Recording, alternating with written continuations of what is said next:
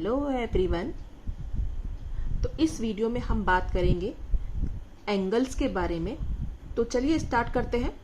आप सभी ने अपनी डेली लाइफ में कई जगहों पर एंगल्स को देखा होगा, पर आप समझ नहीं पाते हैं कि ये चीज एंगल फॉर्म कर रही है।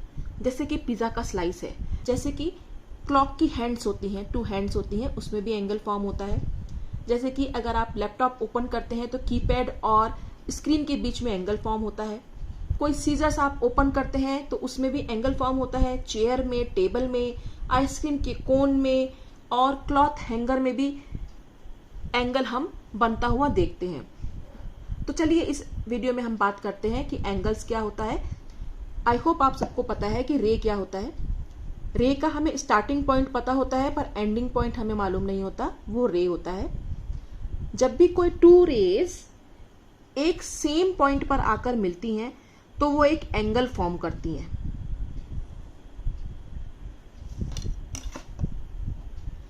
टू रेज सेम पॉइंट पर आकर मिली तो ये एंगल फॉर्म हुआ।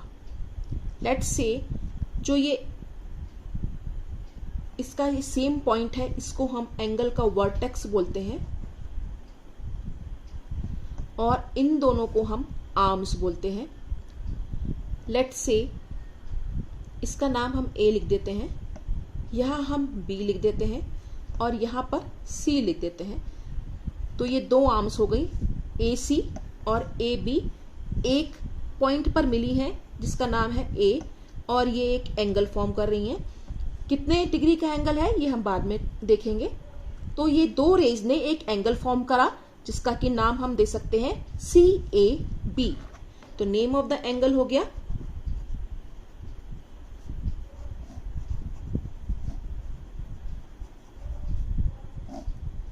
सी ए बी या बी ए सी बी, हम इसको लिख सकते हैं। हमें ये हमेशा ध्यान रखना है कि जिस पॉइंट के एंगल को हम डिनोट कर रहे हैं वो हमेशा बीच में आना चाहिए। एंगल ए को हम डिनोट कर रहे हैं तो ये दोनों आपस में इंटरचेंज हो सकते हैं, पर हमेशा जहां पे पॉइंट, जिस पॉइंट पर एंगल बन रहा है या हमें जिस एंगल की हमें बात करनी है उसको हम बीच में लिखेंगे और ऐसे करके हम एंगल का सिंबल लगाते हैं। तो ये एंगल हो गया एंगल सी ए बी या angle B A C. I hope इतनी बात आपको समझ में आ गई है कि एंगल क्या चीज होती है। तो अब हम बात करेंगे कि एंगल कितने टाइप्स के होते हैं। So now we will talk about types of angles. कितने टाइप्स के एंगल्स होते हैं। सबसे पहले है acute एंगल। सबसे पहले है acute angle, an angle which measures between 0 degree to 90 degree is an acute angle। मतलब वो एंगल जो 0 से 90 डिग्री के बीच में होता है उसे acute एंगल कहते हैं। जैसे ये मैंने बनाया है 75 डिग्री का angle, this is an acute angle. ये सबसे छोटा एंगल होता है, सारे एंगल्स में सबसे छोटा होता है। For example, any measurement between 0 to 90 degree is an acute angle. चाहे वो 40 डिग्री का एंगल हो, चाहे वो 55 डिग्री का एंगल हो, चाहे वो 60 डिग्री हो, चाहे वो 75 डिग्री हो या इवन 89 डिग्री ही क्यों ना हो, ऑल आर एक्यूट एंगल्स। दूसरा है राइट एंगल।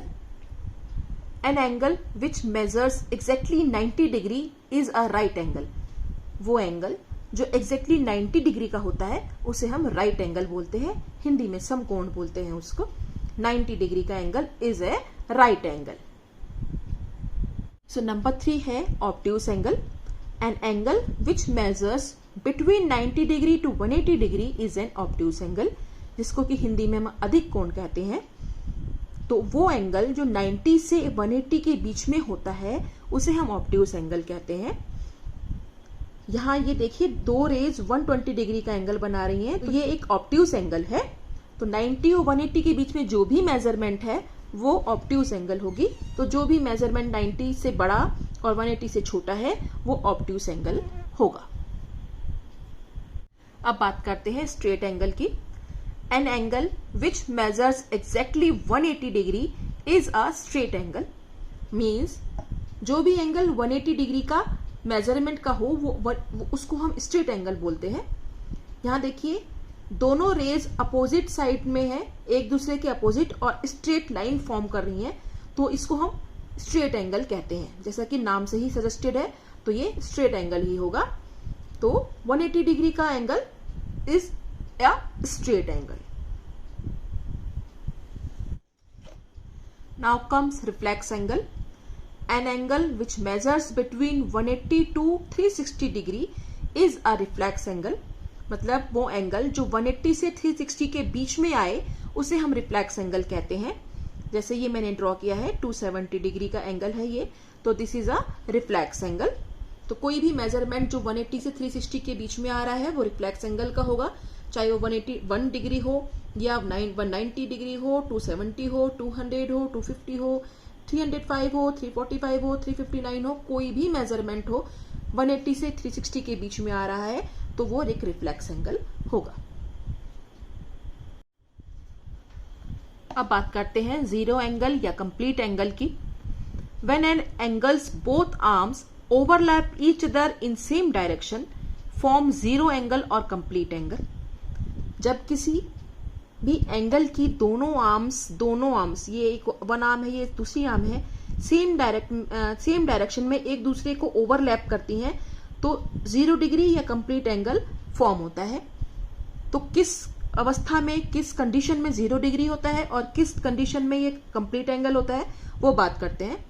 0 डिग्री तब होता है जब दोनों के बीच का जो साइज है वो 0 डिग्री हो, और कंप्लीट एंगल तब होता है जब एंगल की एक आर्म पूरा 360 डिग्री का चक्कर लगा के आई हो और यहां आकर उसने ओवरलैप किया हो, तो तब ये 360 डिग्री का कंप्लीट एंगल बनाती है। तो ये 0 डिग्री और कंप्लीट एंगल है, दोनों ही सेम होते हैं, बट डिफरेंस बस यही है कि 0 डिग्री तब होगा जब बीच में 0 डिग्री का मेजरमेंट हो, और 360 डिग्री तब होगा जब दूसरा आर्म जो है एंगल का वो पूरा का पूरा एक चक्कर काट कर आया हो और वो आकर ओवरलैप कर रहा हो, तब वो 360 डिग्री का एंगल कंप्लीट एंगल माना जाएगा। चलिए अब छोटी सी एक्सरसाइज कर लेते हैं related to the types of the angles. तो क्वेश्चन है classify the angles according to their measurements into their types. ये मेजरमेंट दिया है एंगल्स का, इसे आप according to their types classify करना है कि वो ऑब्ट्यूस एंगल है या राइट एंगल है या स्ट्रेट एंगल है या फुल कंप्लीट एंगल है, जीरो एंगल है, वो मेजरमेंट देखकर आपको उसको क्लासिफाई करना है। तो 45 डिग्री 0 से 90 डिग्री के बीच में आता है, तो कौन सा एंगल हुआ? Acute angle.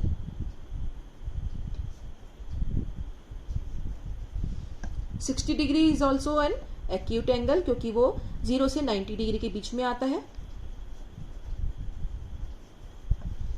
90 degree right angle. 115 degrees 90 से 180 के बीच में आता है, तो this is an obtuse angle.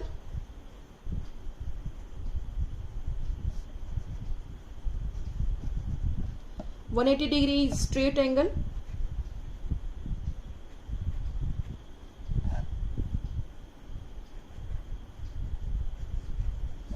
277 degrees is coming between 180 to 360 degree, so this is an reflex angle. 0 degree is zero angle.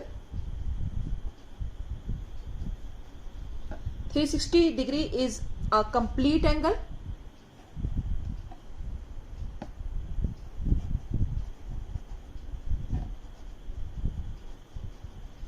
184 degree is a reflex angle because it is coming between 180 degree to 360 degree. So this is a reflex angle.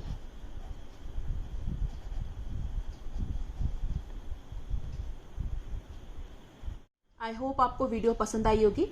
Video पसंद आई है तो उसको like करिए, share करिए अपने friends के साथ में और चैनल को सब्सक्राइब करिए। Bye bye. ऐसे ही और इंटरेस्टिंग वीडियो देखने के लिए मेरे चैनल को सब्सक्राइब जरूर करिए। Bye bye.